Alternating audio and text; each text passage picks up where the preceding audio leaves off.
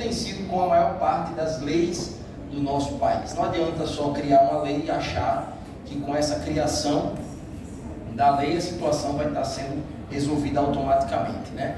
Infelizmente no Brasil existe muito aquela situação da lei que cola e da lei que não cola, né?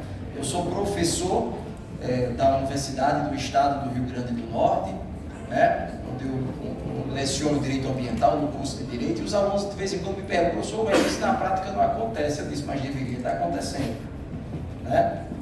Não é porque algo não está sendo feito que está correto, né? Então eu trouxe aqui alguns pontos, vou tentar adiantar naqueles pontos que já foram tratados pelo colega, né? Para que a gente não fique repetitivo. Mas eu trouxe uma apresentação aqui, eu gostaria que colocassem, por favor, mas enquanto a apresentação não está aqui ainda, eu gostaria de destacar um ponto fundamental. O licenciamento ambiental é um dos instrumentos da Política Nacional do Meio Ambiente, previsto lá no artigo 9º da Lei 6.938, que tem sua grande importância por ter sido a primeira grande lei. Não foi a primeira lei a tratar de questões ambientais, mas ela apresentou ao país uma política pública ambiental com toda essa sistematicidade que existe, né? E isso contribuiu muito para que as demais leis e a própria previsão constitucional que nos traz o dever de cuidar do ambiente possa ter uma efetividade maior, né? Então, a gente parte desse princípio de que a Constituição, no artigo 225, né, um artigo que pela primeira vez na história das Constituições trouxe não apenas um artigo, um capítulo específico tratando do tema, mas se você ler com atenção ao longo de todo o texto constitucional, há uma grande quantidade de dispositivos tratando do assunto, né? Então, não é à toa que a Constituição tem essa alcunha, né? Recebeu a alcunha de Constituição Verde, né? Os alunos sempre questionam por que Constituição Verde, não é pela cor, não é pela capa. Alguns acham que é pela capa, não é pela capa, essa é a bandeira do Brasil, mas é exatamente porque ela tem essa grande preocupação, né, com as questões ambientais. E o parágrafo 1º do artigo 225, especificamente no inciso 4, dispõe que para aquelas obras ou empreendimentos que possam ser considerados efetivo ou potencialmente poluidores, será exigido um estudo prévio de impacto ambiental. Então não é qualquer tipo de empreendimento que o Estado tem um olhar especial para ele, mas aqueles que possam gerar um impacto considerado significativo, né? Então essa lei ela se encaixa muito nessa proposta de acompanhar o passo a passo tanto dos procedimentos prévios, né, aos procedimentos de instalação de um empreendimento e também aos procedimentos de operação do empreendimento, e previu 4 novos tipos de licenças, como foi colocado aqui, né? A licença ambiental especial, como você falou aqui, né? Ela está de alguma forma mutilada, mas ela está presente na estrutura da norma e ela tem a sua importância, né? Nós sabemos que o presidente da República vetou 63 desses dispositivos. Quando eu li a notícia de que tinha sido aprovada a Lei Geral do Licenciamento Ambiental, eu vi a notícia era assim: com 400 dispositivos o presidente veta 63. Eu pensei, então a lei vai ter 400 artigos. Não, são 67 artigos, mas são 400 dispositivos de uma maneira geral, parágrafos, né, incisos e tudo mais. Mas, de toda forma, esses vetos, eles trazem algum tipo de impacto, né? Um dos principais pontos a serem considerados, e que nós que estudamos o direito ambiental, né, já há um certo tempo, eu sempre agradeço a Deus por ser geógrafo também, a minha base ser geográfica, porque isso me ajuda muito a entender muitos fenômenos ambientais, né? Então eu tenho essa dupla formação, e aí isso tem me ajudado. Inclusive tive a oportunidade de, por um tempo, hoje não mais, eu tive uma empresa de consultoria ambiental. Quando concluí o curso, né, de geografia com alguns colegas, a gente enveredou por esse caminho e essa experiência em elaborar estudos ambientais me fez, por exemplo, entender a importância de um termo de referência. Como foi colocado aqui há pouco tempo, o termo de referência é um documento padrão que ele é emitido pelo órgão. Você viu que a lei prevê um prazo de 30 dias para que seja emitido esse termo de referência, mas realmente ele tem uma importância singular, porque todo o estudo que vai ser feito, ele tem que ter como base aquele termo de referência. E se trata mais ou menos, eu que gosto de escrever artigos e livros, se trata de uma espécie de um sumário do estudo especificamente, dizendo o que é que deve conter aquele estudo. E aí eu também não posso jogar informações aleatórias no estudo, obviamente. Cada uma das pessoas que assinam aquele estudo tem sua responsabilidade. Eu assinei várias vezes como geógrafo, coloquei o número do meu CREA.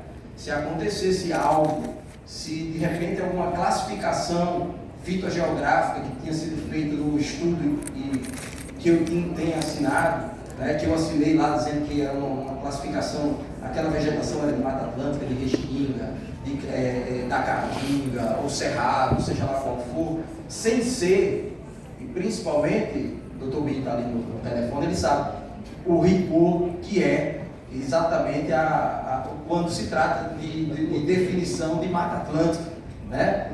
Nós temos uma responsabilidade muito grande ao definir determinados aspectos. Então, a legislação, ela traz um abrandamento dos procedimentos, uma clareza maior dos procedimentos, mas isso não significa que se trate de um projeto de lei, e agora uma lei da devastação. Longe disso. Na verdade, o que aconteceu nessa lei foi a consolidação de muitos procedimentos que já estavam sendo desenvolvidos nos âmbitos dos estados. O problema é que a ampla liberdade que os estados tinham acabava gerando algumas desconformidades procedimentais, e essa lei veio como um parâmetro geral, como uma norma geral, uma lei geral a tratar do assunto, né? Então essa padronização, ela tem a sua importância. Encontraram como foi a apresentação? A minha apresentação que eu pedi para colocar?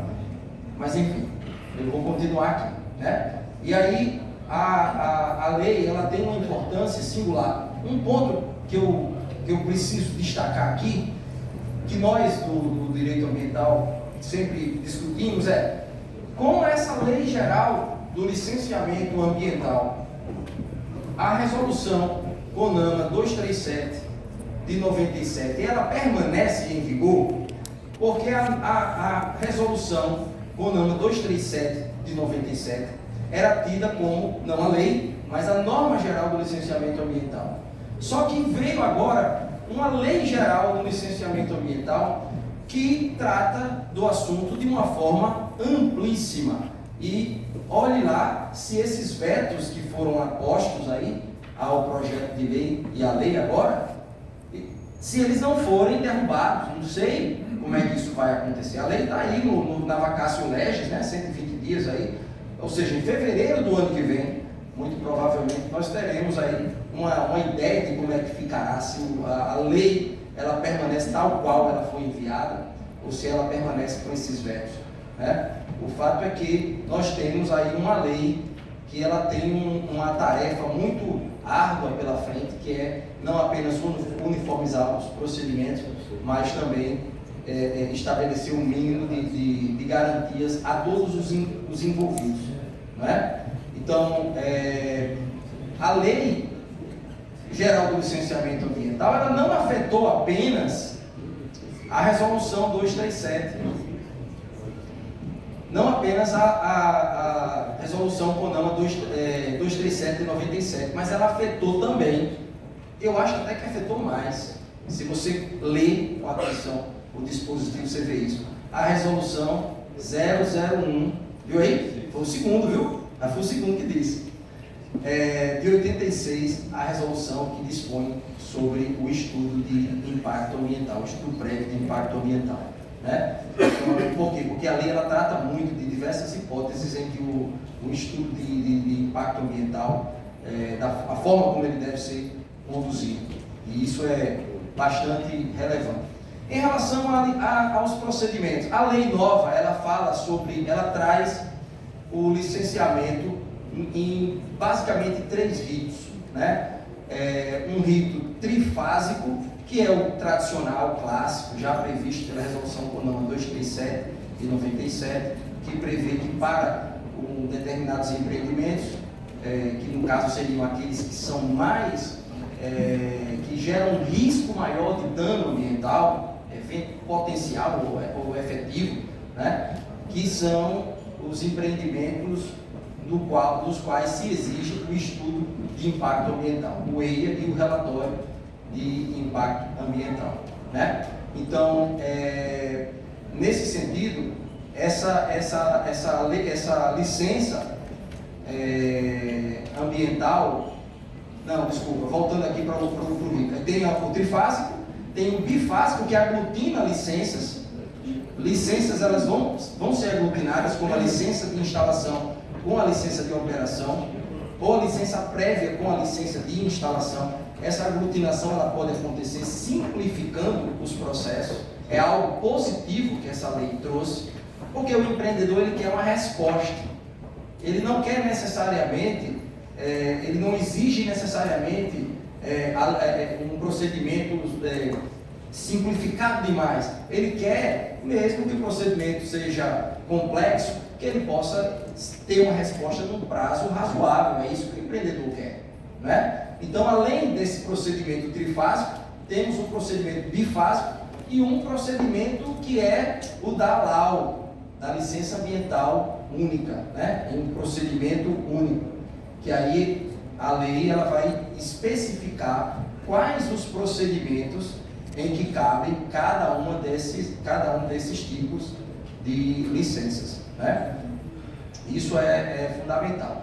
Além dessa licença aí, existe também a licença que foi mais criticada, que gerou uma polêmica maior, que é a licença por adesão e compromisso, né? A licença ambiental por adesão e compromisso à LAC. Eu posso passar aqui, né? Vou adiantar aqui até onde a gente já falamos sobre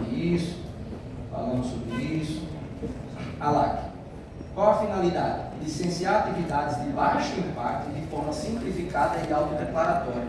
Então, estão flexibilizando demais o licenciamento ambiental. Estamos flexibilizando para situações, como já foi dito aqui, que já é de amplo conhecimento. É um posto de gasolina, existe uma resolução do CONAMA específica tratando dos procedimentos a serem exigidos no licenciamento ambiental. Acho que é a resolução CONAMA 312 ou 302, né? Tem uma resolução específica para esse procedimento do licenciamento ambiental da revenda de combustíveis. É uma padaria, é uma pizzaria, né? São situações de menor complexidade ambiental e que não convém, não precisa você ter que exigir esse procedimento mais rigoroso para situações que já são previamente conhecidas, né? Requisitos para a obtenção: atividade listada em tipologia oficial, publicada pelo órgão ambiental, ter baixo potencial de impacto ambiental cumulativo ou sinérgico, adesão e declaração formal do empreendedor, ou seja, não é fazer do jeito que eu quero, eu vou fazer do jeito que o órgão, da forma como a lei previu, somente aquelas atividades que a lei acoberta podem ser beneficiárias desse tipo de licença, não é? Tem que haver compatibilidade com o uso e ocupação do solo. Não cabe EIA-RIMA nesses casos, porque se trata de baixo impacto, não é? Emissão por um sistema eletrônico, e aí a própria lei deu ao Estado a responsabilidade de fazer funcionar algo que já foi criado, que é antigo, que é o CIMIMA. O CIMIMA é um sistema que já havia sido previsto na própria lei 6.938 de 1981, antes da Constituição em vigor já havia previsão desse instrumento que é o Cinema, mas que na prática, infelizmente, voltado para a minha realidade, posso estar errado em relação à realidade de outros estados, mas eu acredito que seja um problema nacional, que o Cinema está muito subutilizado, né? E hoje, devido a uma necessidade de uma estruturação maior para atender a informações e dados que devem ser juntados ao sistema, será necessário criar um sistema robusto, forte, que possa atender a essa grande quantidade de informações que será trazida a esse procedimento, né? Licença de operação corretiva. Qual é a finalidade? Regularizar empreendimentos ou atividades em operação sem licença ambiental válida. É uma outra licença que foi pensada, né? E que precisa ser devidamente operacionalizada, né?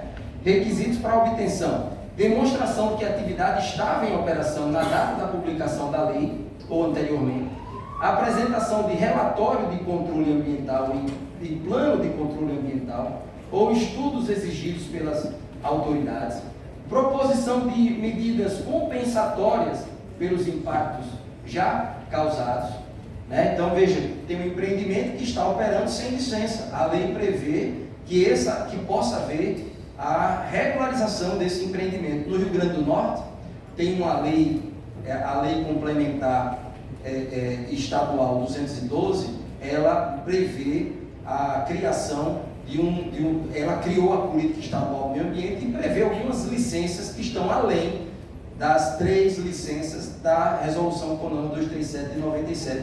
E uma dessas licenças é a licença de regularização de operação, que é semelhante a essa ideia. Então veja que muitas das inovações no âmbito nacional não são inovações no âmbito de alguns estados.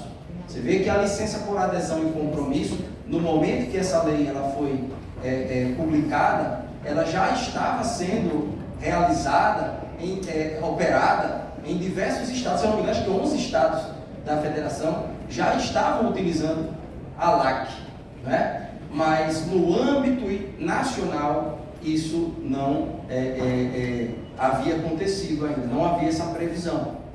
Detalhe é que depois da lei complementar, depois dessa lei 15.190 de 2025, os estados terão que rever as suas próprias legislações estaduais no que toca ao licenciamento ambiental para não gerar confusões ainda maiores.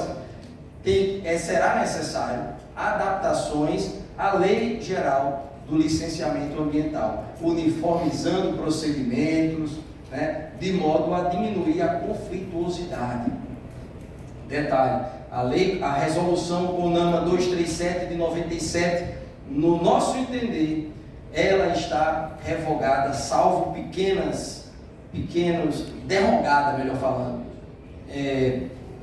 parcialmente, né? Mas pela maior quantidade de dispositivos de sua estrutura. Além da resolução 01 de 86, né? A lei complementar 140 de 2011, ela permanece incólume, pelo menos no meu entender, salvo entendimentos contrários aqui, mas salvo pequenos ajustes, eu não consegui detectar agora, mas ela permanece, porque o objetivo dela é diferente. A lei complementar 140 de 2011, o objetivo dela é criar uma forma de cooperação entre os entes federativos para a promoção do dever constitucional do artigo 23, inciso 6, que é de proteger o meio ambiente. O próprio parágrafo único desse artigo 23, ele nos remete à necessidade de uma lei complementar que venha dispor sobre uma maior cooperação entre os entes federativos. Perfeito. Né? Então, a lei complementar, ela permanece em vigor. A resolução 237 de 97 falava que o licenciamento ele só deve ser realizado por um único ente federativo. A lei complementar 140, no artigo 13, diz a mesma coisa. O licenciamento ambiental tem que ser realizado por um único ente federativo. A lei agora, 15.190, também repete essa mesma ideia, né? Porque nós já tivemos muitos problemas com essa questão de delegações de responsabilidade para realizar licenciamento ambiental. Em Natal nós tivemos agora recentemente uma obra que gerou uma discussão não apenas na cidade, mas nacional em alguns pontos, que foi a engorda da praia de Ponta Negra. Nosso cartão postal maior, nossa praia de Ponta Negra lá, muito conhecida, foi feita a engorda da praia, e o órgão federal que era responsável pelo licenciamento ambiental delegou ao Estado a competência, né? Delegou especificamente essa competência para que ele promovesse o licenciamento ambiental. Nós sabemos que o licenciamento ambiental ele poderia estar sendo feito tanto pelo Estado na parte da terra, né?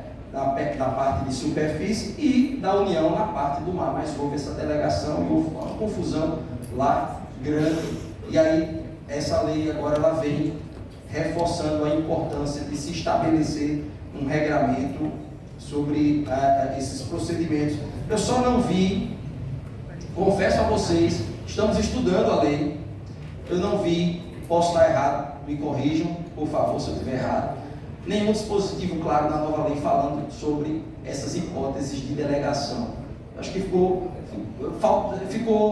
uma dúvida em relação a isso. Deveria ter sido mais claro, porque aí nós não teríamos esse problema pela frente, né? Vamos lá, mais adiante. Aqui eu trouxe alguns prazos, coloco à disposição de vocês esse material, se alguém quiser, tá bom? Então aqui tem um resumo dizendo qual o prazo de validade da licença, por exemplo, licença prévia, né, que tem o objetivo de viabilizar ambientalmente no planejamento, né, a atividade, tem validade de 3 a 6 anos, a licença de instalação e licença aglutinada, licença prévia aglutinada LI de 3 a 6 anos, ele tem esses prazos aí que foram fixados, que são importantes. Aqui é o prazo de análise dos órgãos ambientais, para realizar o procedimento do licenciamento ambiental. No caso do pedido de licença prévia com EIA, o prazo máximo deve ser de 10 meses. Licença prévia sem EIA, 6 meses. Aí tem os prazos que agora estão estabelecidos, e os órgãos precisam se adaptar a essa realidade. Já falei disso. Aqui são algumas hipóteses que a lei prevê a dispensa do licenciamento ambiental de forma total, né? O artigo 8º fala dessas atividades militares, obras emergenciais de prevenção, pecuária extensiva e semi-extensiva, semi-intensiva, agricultura, né? PCH e semi-reservatórios, ecopontos, postos de logística reversa, linhas de distribuição. O artigo 9º trata de algumas dispensas que são condicionadas à comprovação de alguns requisitos que a lei coloca, né? Algumas inovações, já falei sobre isso. Interessante que um ponto aqui, ó, só para a gente ir finalizando, é que a lei prevê agora, a lei 15.190, que pode haver licenciamento conjunto para atividades de pequeno porte e similares. Tem um dispositivo específico tratando disso. Outro, o artigo 33 da lei pode pode haver o reaproveitamento de diagnóstico ambiental. Você aproveita o diagnóstico ambiental de um outro empreendimento que foi licenciado desde que dentro da mesma área, algo que não estava previsto, é algo que pode gerar inclusive uma economia financeira para o empreendedor, não é? A questão dos responsáveis técnicos não é nenhuma novidade, né? Como já foi bem colocado aqui. O CINIMA é interessante porque ele precisa estar integrado a outros cadastros, como o cadastro ambiental rural, como o SINAFLOR, né? E aí a própria lei, ela cria um prazo para que o Estado se adapte e deixe tudo isso funcionando. Alguns gargalos: cooperação federativa, necessidade de articulação efetiva entre os entes do CISNAMA. Essa cooperação da lei 140 de 2000 precisa se tornar efetiva. O que mais? Participação pública e autoridades envolvidas. O desafio vai ser coordenar essas manifestações técnicas dessas autoridades envolvidas, no caso o IFAM, né, outros órgãos, tipo Fundação Palmares, ou todos os órgãos que de alguma forma puderem precisarem se manifestar naquele tipo de licenciamento ambiental. O CINIMA, já falei, a capacidade institucional é importante que possa haver uma estruturação dos órgãos licenciadores para que eles possam cumprir todos os prazos. E um ponto fundamental, vivemos na era da inteligência artificial. Um estado como esse, um Brasil tão extenso como esse, né, que você, para se deslocar, você precisa andar de avião, um território enorme como esse que nós temos, é impossível você fiscalizar somente através de estruturas humanas, né, recursos analógicos. É necessário utilizar as tecnologias, é necessário utilizar os meios digitais, é importante utilizar a inteligência artificial para prever alguns comportamentos e se antecipar a esses comportamentos. É necessário utilizar da melhor forma essas tecnologias para que nós possamos garantir o nosso ambiente sustentável, que é o que todos nós queremos. Tem pessoas que dizem, você está a favor do empreendedor, não sei o que. Não, nós estamos a favor da sustentabilidade. E não há como você viver numa cidade sem estruturas urbanas, sem equipamentos urbanos. Lá em Natal está uma confusão grande agora com a construção de um parque linear na Avenida Engenheiro Roberto Freire, numa área que vai ocupar 50 metros já próximo à estrada, porque é uma área do Parque das Dunas. Lá está uma confusão enorme, é uma área que está degradada. O projeto se enquadra dentro do plano de manejo, das restrições do plano de manejo do local. Ou seja, não tem nenhuma justificativa, mas existe a ideologia dentro da pessoa. Isso cega a pessoa. Isso faz com que a pessoa não consiga discutir o projeto. Ela se bloqueia. E é isso que o presidente Temer colocou aqui, e que os colegas estão destacando. É fundamental que nós possamos superar essa fase. Que nós possamos focar na técnica sem perder o nosso coração, né? O nosso desejo de proteger o ambiente. Com isso eu encerro aqui, pedindo desculpas por passar tempo.